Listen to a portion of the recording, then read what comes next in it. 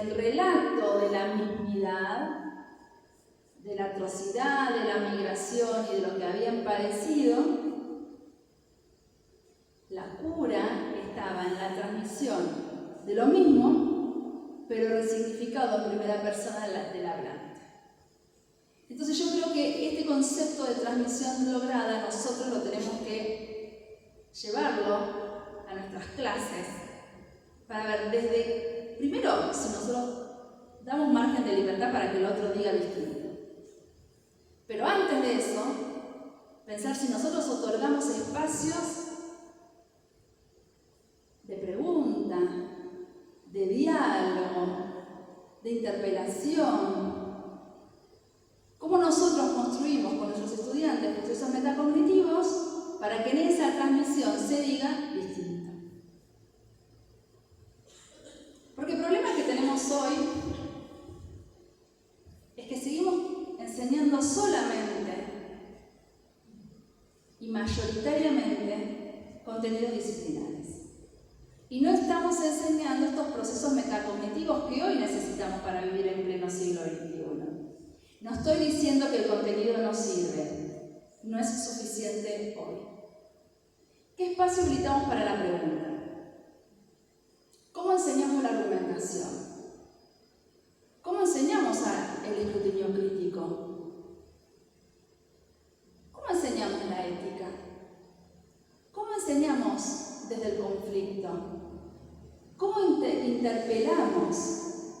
¿Planteamos escenarios de duda, de asombro, de perplejidad? El tercero incluido de la transdisciplina es, en términos de Nicolescu y en términos de Morán, es tratar de incluir, porque estamos pensando en sistemas complejos, es tratar de incluir lo que Aristóteles en el siglo III a.C. excluyó porque no lo podía pensar. Porque pensaba en conceptos de sistemas cerrados, y está bien, porque estábamos en el menos 3 a.C. Mucho dijo Aristóteles. Miren si mucho habrá dicho que lo seguimos teniendo abajo del brazo. No podemos pensar nuestra vida, no podemos pensar nuestro conocimiento en términos que no sean aristotélicos. Y de ahí para acá, con todos. Pero no estamos en el siglo III a.C. Estamos en el siglo XXI. Estamos en un siglo XXI en donde tenemos que reincorporar en este tercero incluido, en realidad Nicolescu y Morán no lo explican. No dicen qué es el tercero incluido. El tercero incluido es lo que Aristóteles no pudo explicar y lo tenemos que incorporar con estas lógicas no lineales. Pero ¿saben yo cómo lo llamo este tercero incluido? Lo llamo otredad. Lo llamo ética. Lo llamo diálogo. Que a pesar de estar en el siglo XXI y a pesar de la Escuela Nueva, Montessori, Waldorf, Escuela de Frankfurt, teorías críticas, teorías decoloniales, teorías complejas, postcríticas, hasta llegar a hoy, nos cuesta pensar en la otredad, nos cuesta pensar desde el diálogo,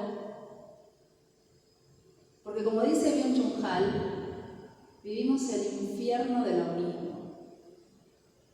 ¿Hasta cuándo vamos a seguir en el infierno de lo mismo? ¿Cuánto hace que venimos criticando la homogeneización? Desde el primer día de clase que entramos en el profesorado. La homogeneización, la universalización, la objetividad eran dimensiones de análisis del siglo XVII. Era necesario construir la modernidad clásica desde esas características, con esas dimensiones, con esos pilares, pero no estamos en el siglo XVII. Pero seguimos premiando el infierno de lo mismo. Entonces, ¿qué hacemos con este infierno de lo mismo, pero pensando que el otro tiene que construir desde la alteridad? Entonces, no solamente se tiene que que construir un conocimiento. No solamente tenemos que enseñar procesos metacognitivos, sino que hoy esta transdisciplina, pensando la dimensión del tercero incluido de la lógica clásica de Aristóteles, también tiene que enseñar la tolerancia epistémica, la ética y la democracia cognitiva. Porque acá aparece también otra categoría de análisis, que se estaban gestando en el mismo momento que se estaba gestando la transdisciplina, que tiene que ver con las epistemologías del sur. Boaventura de Sousa Santos habla de epistemologías en plural, de epistemologías del sur, hoy muy de moda, hoy muy habladas, hoy muy tratadas de considerarlo dentro de la academia, dentro de nuestras clases, desde el punto de vista teórico. En el mismo momento, Edgar Morán, los dos sociólogos, los dos europeos, Boaventura en Portugal, Morán en París. Morán habla de pensamiento del sur. Los dos están haciendo referencia al mismo sur, con mayúscula, epistémico, no geográfico. Los dos están mirando a Latinoamérica, porque los dos consideran que Latinoamérica, como dice Morán, es el caldo de cultivo para la metamorfosis de la sociedad. Que el cambio no va a estar en el concepto del norte hegemónico, sino que en el concepto del sur epistémico. Todos los países, todos los hemisferios, todas las ciudades tienen nortes y tienen sures.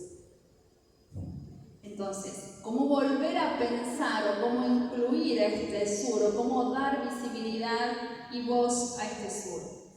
En el mismo momento, por eso es importante hacer estos debates epistémicos, en el mismo momento que Boaventura de Sousa Santos y de Morán estaban hablando del sur, como si fuéramos mucho raros nosotros acá en el sur, Freire, en Recife, el norte de Brasil, pero que era el sur epistémico, empieza a hablar de la pedagogía del oprimido, la pedagogía de la liberación. En realidad, empieza a hablar a los campesinos, en realidad empieza a hablar antes de sus pedagogías, su proyecto político aparece en su trabajo con los campesinos, en su trabajo en dando visibilidad y escuchando la voz justamente de estos oprimidos campesinos. Geográficamente Recife está en el norte, en el noreste de Brasil, en la zona más pobre de Brasil, entonces estamos hablando de un sur epistémico. Con el trabajo que Freire hace con los campesinos, en un texto muy interesante que se llama Extensión o Comunicación, y ahí hace un juego de palabras con las prácticas extensionistas o las prácticas comunicativas. La extensión no lo tenemos que traducir como esta característica o esta dimensión fundante de nuestra universidad vinculada al conocimiento, la investigación en la extensión. No está hablando Freire de esta extensión, sino que la extensión en Freire está significada desde el punto de vista del receptáculo de la educación bancaria, de cómo llenar la cabeza de otra persona. Esa es la extensión. Mientras que la comunicación, ahí construye el concepto de diálogo. Cómo nos modificamos, cómo nos transformamos nosotros como personas, como sujetos, a partir de una comunicación, a partir del diálogo, y el diálogo se hace en horizontalidad. Y el diálogo no es en la mismidad, sino que el diálogo es en la otredad. Y acá aparece de nuevo un concepto clásico de la antropología del siglo XIX, que es el concepto del otro. Pero resignificado a la luz de Latinoamérica y resignificado a la luz de este otro, no como el malvado, no como el que me va a venir a ocupar mi puesto de trabajo, el que me va a venir a sacar mi casa, producto de las migraciones, que ese otro era depositario de todos los males en la década del 90 y a principios del año 2000, producto de las migraciones. No estamos hablando de ese otro, sino que estamos hablando del otro de la alteridad, del otro deseante que se construye en función de mi relación dialógica. Nos transformamos y nos reconstituimos promoción del diálogo, fundante justamente en esta otredad. Y es justamente la otredad el que le da vida y motor al concepto de transdisciplina. Porque no podríamos pensar la transdisciplina sin pensar en estas otredades que tienen relación o que tienen razón de ser, que son las diferentes dimensiones que la constituyen. Entonces, miren la riqueza del concepto de transdisciplina y pensemos si esto nosotros lo podemos llevar a las clases escolares todos los días. Sí lo podemos pensar, sí lo podemos llevar desde el punto de vista teórico. Insisto, es muy difícil todavía en la cuestión práctica porque vivimos en instituciones modernas. Porque seguimos transmitiendo un saber disciplinar. Entonces, a mí me gusta hablar de diálogo de saberes. El diálogo de saberes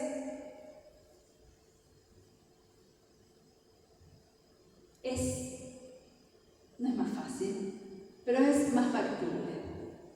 Cuando nosotros hablamos de diálogos, debates, cuando nosotros hablamos, por ejemplo, de religión comparada, historia comparada, cuando nosotros podemos hacer comparaciones, o cuando podemos hacer analogías, cuando podemos pensar nuestra relación con el conocimiento desde un lugar distinto, ahí podemos hablar de diálogos de saberes. Diálogos en plural y saberes en plural.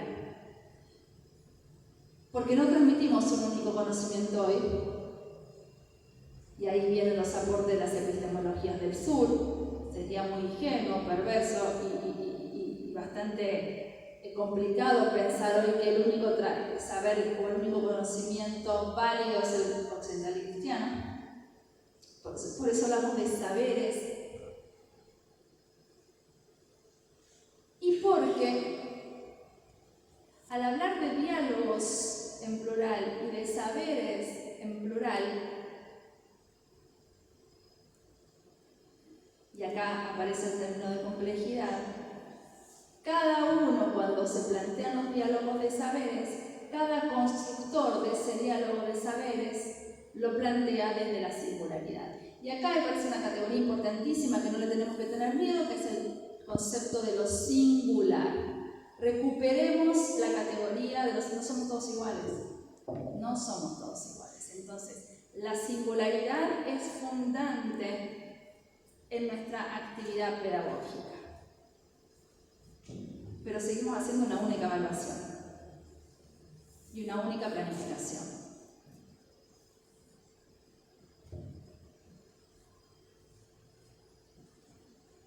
El diálogo de saberes, ¿cómo se puede pensar? ¿Cómo lo podemos enseñar?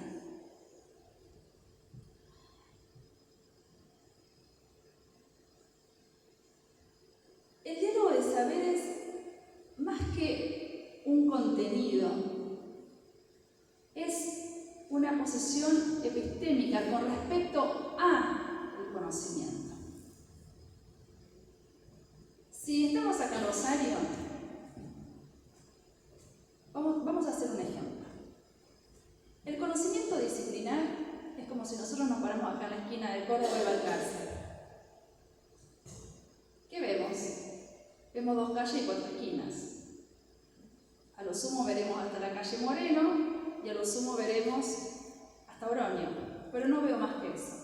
Veo una fragmentación de la cuadrícula de Rosario. Ahora, si yo subo al monumento de la bandera, ¿sí? ¿Qué veo desde el monumento de la bandera?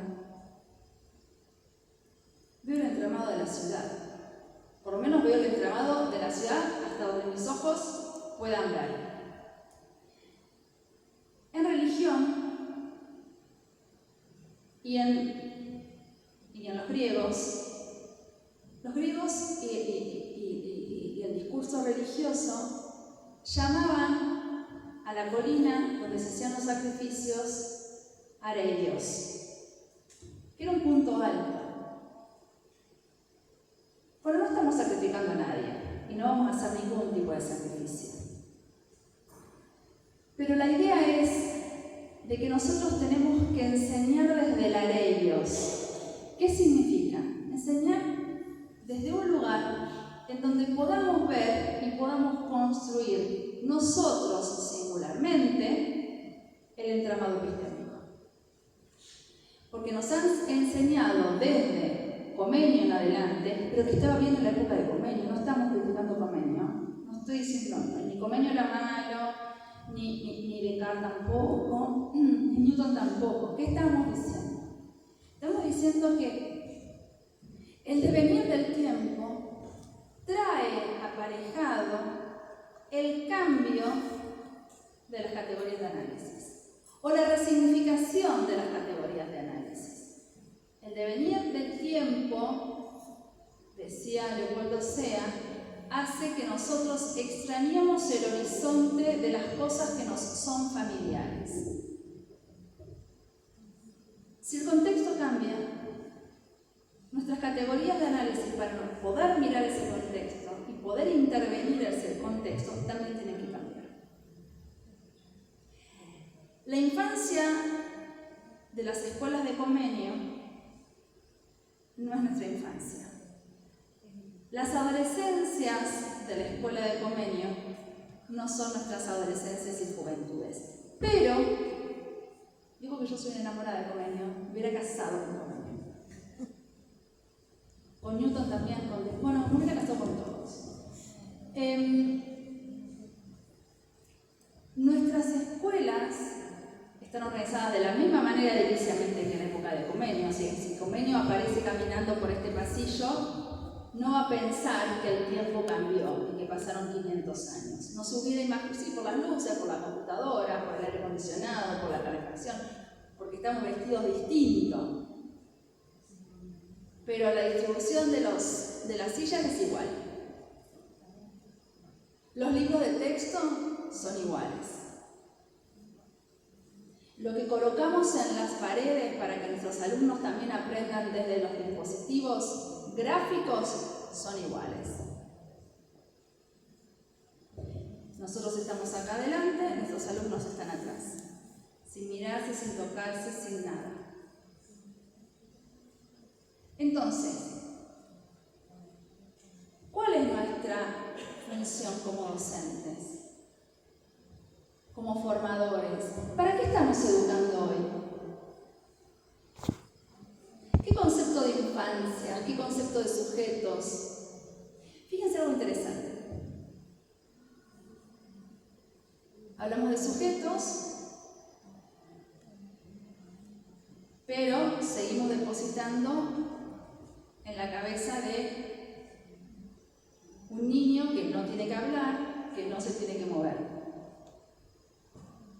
Pensamos en sujeto porque el concepto de sujeto, como sabemos, el sujeto que está atravesado por la cultura, el que se constituye en relación a una cultura, en relación a un otro, que piensa, que construye, que habla, pero principalmente el sujeto desea. Era un concepto que no existía en la época de Comenio. El deseo en términos de Freud no existía en la época de Comenio, porque Comenio estaba en el siglo XVII y Freud en el siglo XIX. Fin del siglo XIX, casi fin del siglo XX, o sea que 300 años de distancia los separan. Pero también Comenio consideraba la alegría, la felicidad o el querer estar en el salón de clase. Después lo traducimos en términos de Freud como con el concepto de deseo. Y Comenio también pensaba en que cada uno tenía su singularidad, que cada uno aprendía a su ritmo, pero era moderno. Un solo libro, un solo maestro, un solo alumno. ¿Sí? ¿Se acuerdan de eso, no? En la didáctica magna. Pero su método didáctico era distinto. La naturalidad, la intuición y la autoactividad son cosas que después retoma Piaget en el siglo XX, pero que ya lo había dicho Comenio en el siglo XVII. Cada uno tiene que aprender a su ritmo, siguiendo la naturaleza. El docente tiene que conocer esa naturaleza del niño, que estaba vinculado con el desarrollo de la inteligencia y no con la naturaleza social de Rousseau. Pero el convenio era moderno, por lo tanto, la universalidad, la objetividad, la homogeneización se colaban por la ventana de esa escuela. Pero fue un disruptivo, fue el gran revolucionario de la educación. Pensemos que nosotros estamos acá gracias al convenio. Y nos seguimos formando como nos seguimos formando gracias al convenio. ¿Resignificados? Sí, por supuesto. ¿O deberíamos estar resignificados? Sí, por supuesto. Pero la pregunta es, ¿para qué estamos educando hoy? ¿Para qué sujeto? ¿Para qué sociedad? Y ahí interviene de forma decisiva el concepto de interdisciplina y de transdisciplina, porque la disciplina se cae. ¿Y por qué se cae el concepto de disciplina? Porque como dice Richard Sennett, un sociólogo que a mí me encanta, en la época que nosotros estamos viviendo no podemos pensar nada a largo plazo. Y eso no es todo, porque lo dice más tremendamente. No podemos pensar en el pronombre nosotros. Yo me caso, como si yo me fuera a casar sola. Es el yo, la exaltación del yo hedonista. Bueno, que hace este trabajo muy interesante también, pero desde otra postura, pero en sintonía, otro sociólogo que me encanta, Byung-Chul Han. Esta cuestión de la mismidad, esta cuestión del yo hedónico, esta cuestión de, como digo yo, el yo caníbal, que saca lo peor de uno en esta época moderna, líquida, posmoderna, tardomoderna, bueno, el calificativo que querramos llamarlo, ¿no? Esta imposibilidad de pensar a largo plazo y esta imposibilidad de pensar en un nosotros. Si estamos imposibilitados a pensar a largo plazo y si estamos imposibilitados de pensar en un nosotros, ¿qué hacemos en el salón de clases? Si el salón de clases está constituido por muchos nosotros, por muchas otredades que constituyen diferentes nosotros. Y que la institución escuela es hoy, la única institución pensada a largo plazo en una sociedad que es instantánea. No hay otra institución de las modernas que hemos nombrado antes, la familia, el Estado. No hay otra institución moderna que hoy esté pensada, no hay ninguna institución moderna que tenga un proyecto a largo plazo hoy que no sea la escuela. Con todas sus crisis, con todas las cuestiones problemáticas que tenemos, que sobrevivimos como podamos sobrevivir, pero es la única que está pensada a largo plazo. Por lo tanto, si la escuela está pensada a largo plazo en una sociedad que es instantánea, que es ahórica, yo voy a seguir enseñando los sistemas montañosos. Pero gente, ¿qué tenemos que enseñar entonces? Pensemos.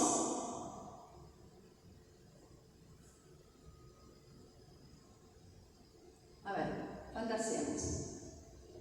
Que no estamos viviendo en la sociedad que estamos viviendo y que nuestros niños y nuestros adolescentes transitan la escolaridad en tiempo y en forma. Entonces entramos a los 2, 3, 4 años y salimos a los 18 años del sistema educativo y si se quiere a los 25 de la universidad. Fantaseamos.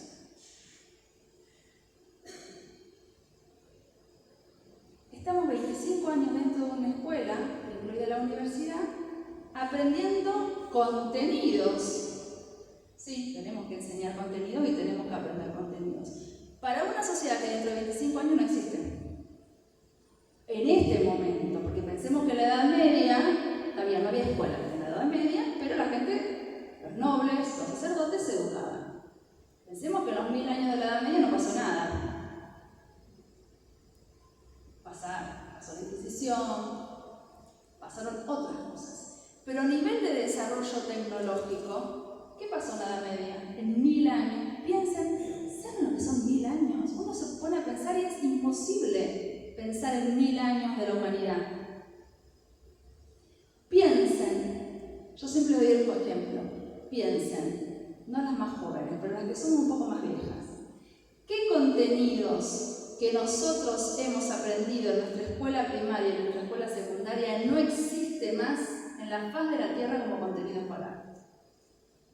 Yo tengo un montón, ustedes creo que también. Hay un montón de contenidos que nosotros hemos aprendido en el colegio que no existe más como contenido enseñado. Taquigrafía, mecanografía, caligrafía, no para que el niño aprenda a escribir, la caligrafía gótica, con tinta, con la pluma, y cuántas veces se nos caía la tinta. Pero no estamos hablando de que escribíamos con pluma y con tinta en la época de convenio, no, gente, yo hice mi escuela secundaria en la década del 90. No aparecen más como contenido escolar. Y entonces, sigamos fantaseando. En esta escuela ideal, que entramos a los 2, 3, 4, 5 años y salimos a los 25 de la universidad, seguimos enseñando estos contenidos que dentro de 25 años no les va a servir porque la sociedad sí siguió cambiando. Entonces, enseñamos contenidos sí, pero no necesariamente. Hay que enseñar hoy otras cosas. ¿Y cuál es el concepto de sujeto? ¿Y cuál es el sujeto de docente y de aprendiente? ¿Y cuál es la relación con el conocimiento? Porque eso es lo que tenemos que enseñar hoy. Piensen ustedes, ¿cómo se relacionan con el conocimiento? ¿De manera lineal? ¿De manera no lineal? ¿Compleja? ¿Positivista? ¿Cómo? Todas son válidas hoy, porque no hay una única forma de conocer. ¿Desde qué lugar me posiciono yo en relación al objeto? ¿Cómo construyo mis procesos metacognitivos? ¿Cómo construyo mis ideas impulsoras? ¿Cómo entramo como el entramado del tejido que ustedes tienen en nuestra ropa, que tenemos en nuestra ropa? No hay dos tramas iguales. ¿Desde qué lugar enseñamos a entramar? Porque si bien no es una receta, sí se enseña. No es una receta, pero sí se tiene que enseñar a entramar, porque si no, no lo sé hacer solo. Y ahí entramos nosotros los formadores. ¿Cómo formamos para que nuestros estudiantes puedan entramar su conocimiento y su relación epistémica, cosmovisiva en el aquí y en el ahora, para que también lo puedan enseñar a sus estudiantes? Entonces, no es un proceso dialéctico, sino que es un proceso dialógico. Porque la dialéctica hegeliana, si bien fue revolucionaria en su época, nadie está diciendo lo contrario, como es moderna, está pensada como un sistema cerrado. ¿Tiene movimiento? Sí. ¿Es superadora a la racionalidad anterior? Sí. Pero sigue pensando en un sistema cerrado. Y hoy necesito el tercero incluido, que rompe la dialéctica y la constituye en dialógica. Eso es pensar en términos transdisciplinarios.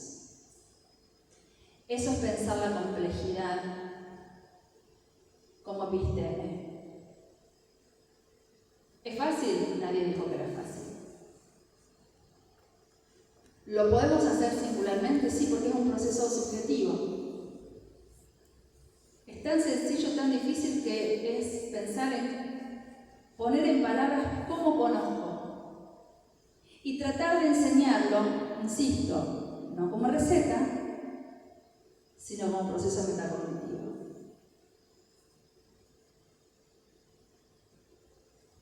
¿Desde qué lugar? Desde ningún lugar. Porque uno tiene que darle las herramientas al otro para que el otro pueda construir.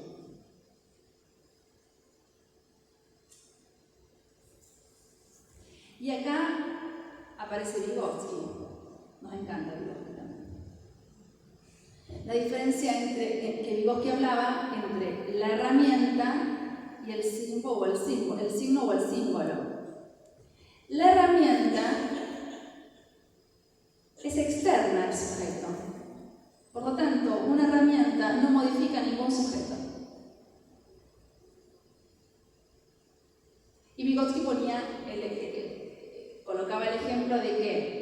Si un martillo clava un clavo, es decir, si una persona en una mano con un martillo clava un clavo, el clavo no se modifica, el martillo tampoco y la persona tampoco. El clavo puede estar más clavado o menos clavado, pero nunca va a dejar de ser clavo.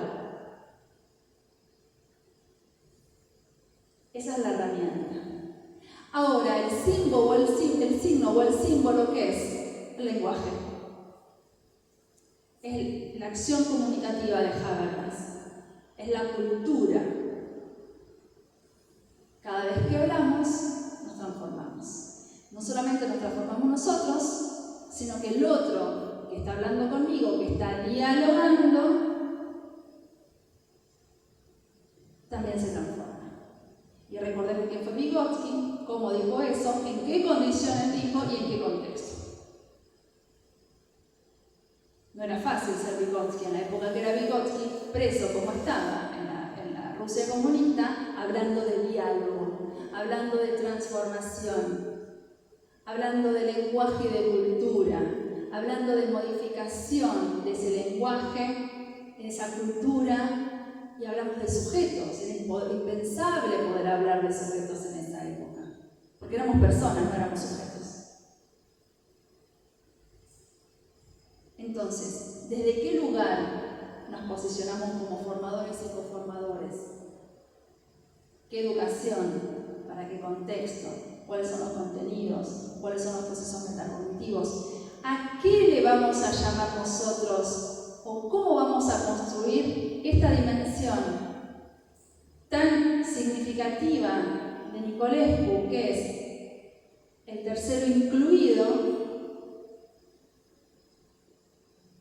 ¿A qué vamos a llamar nosotros como formadores y coformadores a este tercero incluido? Yo muchas veces lo llamo ética. Yo muchas veces lo llamo alteridad, otredad. Yo muchas veces lo llamo transformación, dependiendo de qué esté hablando, qué esté analizando, qué esté investigando. Lo dejamos abierto, porque esto ustedes le tienen que llenar ustedes de contenido. ¿Cuál es ese tercero incluido que desde Aristóteles hasta hoy siempre se incluyó? Porque no lo podía pensar, porque me molestaba. En realidad a Aristóteles le molestaba ese tercero incluido, por eso lo excluye. ¿Qué es eso que nos molestó? Que no pudimos pensar, que nuestra racionalidad epocal no nos permitía poder incorporar. Bueno, estamos en una época en donde se permite un montón de cosas. Bueno, permitámonos